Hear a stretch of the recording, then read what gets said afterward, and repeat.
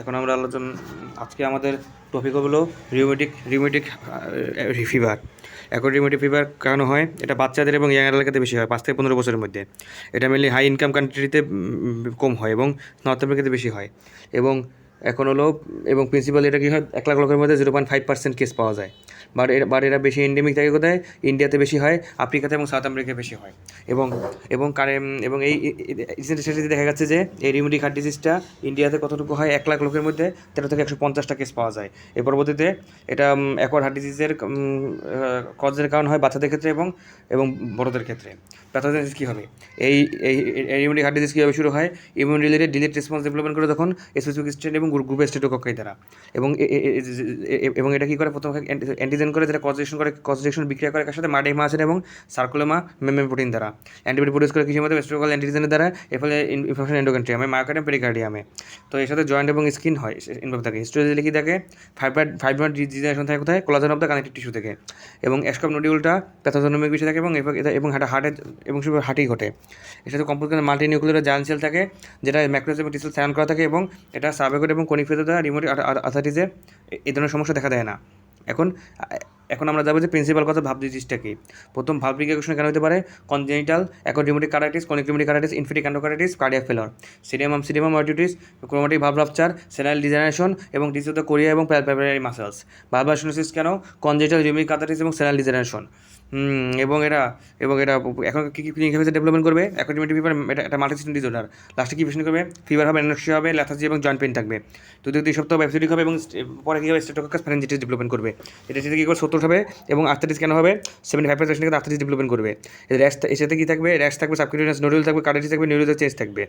এটা কী থাকবে? Ben Jones criteria develop, reverse Ben Jones criteria development করবে এবং 2 or 4 ম্যানিফেস্টেশন ডেভেলপমেন্ট করবে, 1 মেজর এবং 2 or more মাইনর ম্যানিফেস্টেশন থাকবে।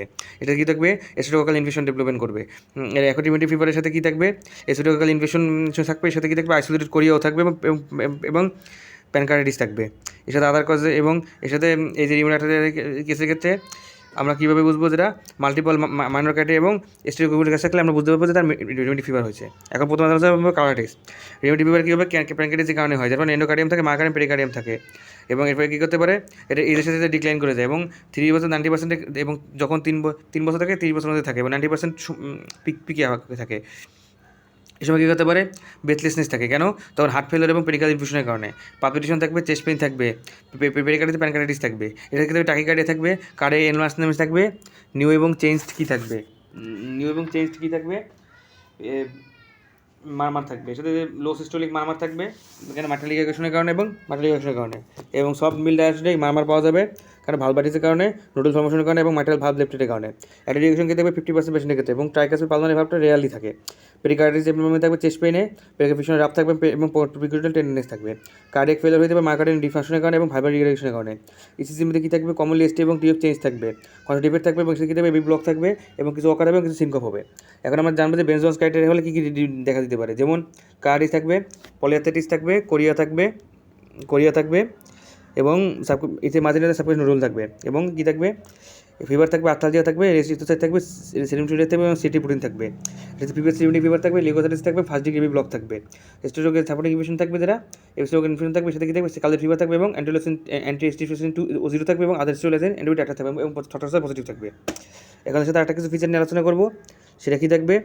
আর্থাইটিস থাকবে। আর্থাইটিস কতটুকু থাকবে? যেটা মোস্ট কমন মেজর ম্যানিফেস্টেশন থাকবে, যেটা স্টেটোকক্কাল অ্যান্টিবডি হবে এবং হাই থাকবে এবং পেইনফুল থাকবে, অ্যাসিডিটি এবং মাইক্রোটিন ইনফ্লামেশন থাকবে লার্জ জয়েন্টে, যেটা কি নি এবং অ্যাঙ্কেলে টোয়ার্স এবং রিস্টে হবে। জয়েন্টগুলো কী হবে? কুইকলি সেশন হবে এবং জয়েন্টগুলো কী থাকবে? লাল থাকবে, ফুলে থাকবে এবং ব্যথা করবে। ডে থাকবে 4 weeks মধ্যে হবে। স্কিলেশনটা কী হবে? এতে মাসেল ডেভেলপমেন্ট করবে, কেন? 5% নিচে পেশেন্টের ক্ষেত্রে। এবং লেশন কীভাবে হবে? রেড মাসেল থাকবে এবং যেটা অদৃশ্য হয়ে যাবে ওর রিমেন থাকবে, এই যে থাকবে এবং অকার মেনলি কীভাবে? ট্রাঙ্ক এবং প্রক্সিমাল এক্সট্রিমিটি থাকবে, ফেসে থাকবে না। রেডিংস থাকবে কোথায়? মাঝে থাকবে কোথায়? কোলেসের ওরাল লিপ থাকবে। সেকেন্ডারি থাকবে, যেটা 5 থেকে 6% ক্ষেত্রে থাকবে এবং স্মল থাকবে, ফিল্ম থাকবে, পেনলেস থাকবে। সেটা কী থাকবে? এক্সট্রা সাবস্টেন্স বড় টেন্ডন, এটা বেশি ফিল করা যাবে, যেটা পরবর্তীতে ম্যানিফেস্টেশনের ক্ষেত্রে 3 গুণ বেশি থাকবে এবং পরবর্তী থেকে কনফার্ম থাকবে যে ডায়াগনোসটা কনফার্ম। সেরকম করে এটা কতটা থাকবে এবং সেকেন্ড ভাবটা ডিটেলস থাকবে এবং সেটা লেট নিউরোজের ম্যানিফেস্টেশন থাকবে এবং 3 মাস হবে এবং এটা অ্যাফোর্ডেবল ফিভার এপিসিডি থাকবে যখন এবং অন্য সাইনগুলো যখন ডিসেবল করে তখন এটা অ্যাপ্লাই করবে এবং এটা বেশি কী দিকে থাকবে? 1/3 ক্ষেত্রে থাকবে এবং ফিমেলের ক্ষেত্রে এটা বেশি থাকবে এবং ইমিউনাল লায়াবিলিটি থাকবে ফার্স্ট পিকচারে, পরবর্তী কী থাকবে? এটা পারপসলেস থাকবে, ইনভলান্টারি মুভমেন্ট থাকবে, এটা কোরিওগ্রাফ মুভমেন্ট থাকবে এবং হ্যান্ডি থাকবে, হ্যান্ড এবং ফিট এবং স্পেশালি থাকবে, এক্সপ্লোসিভ থাকবে এবং পরবর্তীতে হেল্ডিং থাকবে। স্পন্টেনিয়াস রিকভারি করতে গেলে কিছু সময় লাগবে, সেটা 1/4 পেশেন্টে কী করবে কোনিক রিউমেটিক ভালভ ডিজিজ হওয়ার চান্স থাকে। এখন কী সিস্টেম আর্থ সিস্টেমে কী থাকবে, পুলোরিটি থাকবে, পোলারিফিকেশন থাকবে, নিউমোনিয়া থাকবে, এগুলো থাকবে। এখন আমরা ইনভেস্টিগেশনে কী করবো, আমরা কী করবো, ব্লাড সবসময় নেবো, কারণ ইএসএস এবং সিটি প্রোটিন নেবো, তারপরে এবং ডিসটাকে মনিটর করবো। এই কালচারের ক্ষেত্রে আমরা কী করবো, টেকে পজিটিভ 10 থেকে 25% পজিটিভ রেজাল্ট পাওয়া যাবে প্রেজেন্টেশনে। প্রথম সেরোলজি করা অ্যান্টিটেশন 0 ও অ্যান্টিবডি এটা পারফর্ম করা হবে। রেজিস লেভেল প্রোটিন দেখবে, সাপোর্টিভ এভিডেন্স দেখবে, যে ডায়াগনোসিস এবং 1/5 অ্যালেক্সিস ফিভার থাকবে এবং কোরিয়া থাকবে। ইকোকার্ডিওগ্রাম কেন করা হবে, মাল্টি ইকুয়েশনের ক্ষেত্রে এবং ডায়াসিং করবে কথা মাল্টি অ্যানুলাস, এবং এটা পোলাস করাবে কতটুকু, একবার মাত্রা লেফটটা প্রডিউস করবে। সেটা ক্ষেত্রে অ্যাডিক ডিরেকশন মেডিকেল ডেন্টিস্ট থাকবে। ম্যানেজমেন্ট আমরা কী করবো, কার্ডিয়াক ড্যামেজ এবং সিমটম রিলিভ করবো। প্রথম বেড টেস্টটা ইম্পর্টেন্ট থাকবে, কেন থাকবে, জয়েন্ট পেন এবং কার্ডিয়াক অক্লোডটা কমাবে, এবং সে কী থাকবে, সিমটম গাইডলাইন করবে, ইনঅ্যাম্পাসে থাকবে এবং লিকোসের কাণ্ড ইয়েসার থাকবে, এবং কী থাকবে, কন্টেন্সিটাল থাকবে। পেশেন্ট ক্যান রিটার্ন করবে কত, নর্মাল ফিজিক্যাল অ্যাক্টিভিটি থাকবে এবং স্ট্রেস অ্যাক্টিভিটি অ্যাভয়েড থাকবে এবং কাটারিস থাকবে। Treatment of the cardiac failure, cardiac failure এখানে থাকবে ট্রিটমেন্ট করে নেসেসারি হিসেবে। কিছু পেশেন্টের ক্ষেত্রে কী থাকবে, অ্যালোসিনা থাকবে এবং ফুলমিনেট ফর্ম অফ দ্য ডিজিজ থাকবে, মাল্টি রিয়াকশন থাকবে, সিভিয়ার মাল্টি রিয়াকশন থাকবে। কী হবে, এটা অ্যাডিক রিয়াকশন থাকবে। হার্ট ফেলার যদি হয় তাহলে যদি এগুলো হার্ট ফেলার থাকবে তাহলে কী করতে হবে, মেডিকেল ট্রিটমেন্টও কাজ হবে না, তখন ভালভ রিপ্লেসমেন্টটা নেসেসারি লাগবে এবং এগুলো ক্ষেত্রে ড্রামাটিক এবার রিমোট অ্যাক্টিভিটি অনেক কমে যাবে। এগুলো ক্ষেত্রে এবি ব্লকে যদি হয় তাহলে সেলডমলি এর খুব হবে, মানে প্রোগ্রেস করতে খুব সমস্যা হবে, বাট এটা ইউজুয়ালি রিজলভ হয়ে যাবে। রিয়েলি ক্ষেত্রে পেসমেকার লাগে। এখন আমরা ইনভেস্টিগেশন করবো, এখন কী করবো, যখন এভিডেন্স হবে একটা সিস্টেমিক ইলনেস, যখন আমরা এভিডেন্স করবো একটা সিস্টেমিক ইলনেস,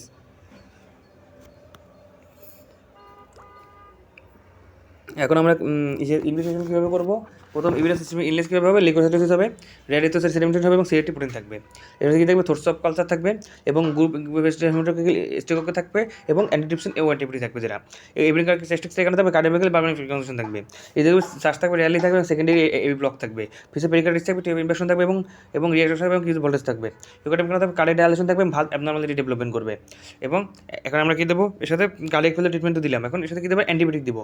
অ্যান্টিবায়োটিক কী করবো, প্রথম সিঙ্গেল ডোজ হবে বেনজাথিন দেবো, কেন, এটা 1.2 মিলিলিটার দেবো ইন্টারমাসকুলার ওরাল ফেনক্সিলিন দেবো 200 মিলিগ্রাম 4 টাইম এবং 10 ডেজ দেবো, এবং ডায়াগনোসিস আমি লিমিট করবো স্ট্রোক ইনফেকশন। পেশেন্টের অ্যালার্জি থাকে তাহলে ইরিথ্রোমাইসিন দেবো এবং সেফালোস্প্রিন দেবো।